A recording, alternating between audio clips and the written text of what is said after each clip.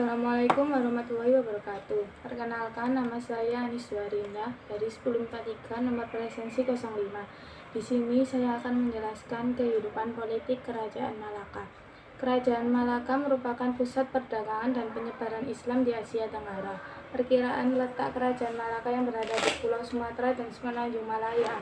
Pada masa pemerintahannya, hidup seorang Laksmana yang terkenal dalam membantu Sultan mengembangkan kerajaannya.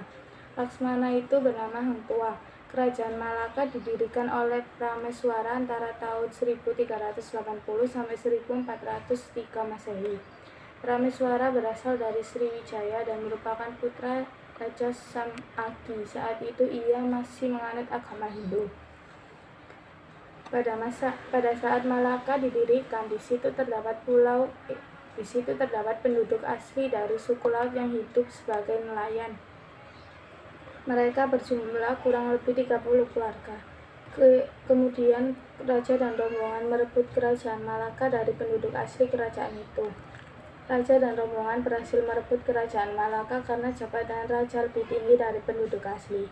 Setelah berhasil merebut, raja dan rombongan bersama penduduk asli datang dan mengubah Malaka sebagai kota yang ramai. Selain menjadikan kota yang ramai, mereka juga menjadikan itu sebagai pusat perdagangan. Rombongan juga memperkenalkan tanaman seperti tebu, pisang, dan rempah-rempah kepada penduduk asli. Raja pertama sekaligus pendiri Kerajaan Malaka adalah Iskandar Shah. Pada masa pemerintahannya, Kerajaan Malaka berkembang sebagai salah satu kerajaan Islam terbesar yang disegani di Asia Tenggara.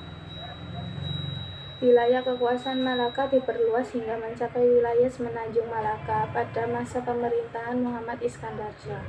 Untuk mewujudkan perekonomian Kerajaan Malaka, Muhammad Iskandar Shah berupaya menjadikan Malaka sebagai penguasa tunggal jalur perdagangan di Selat Malaka.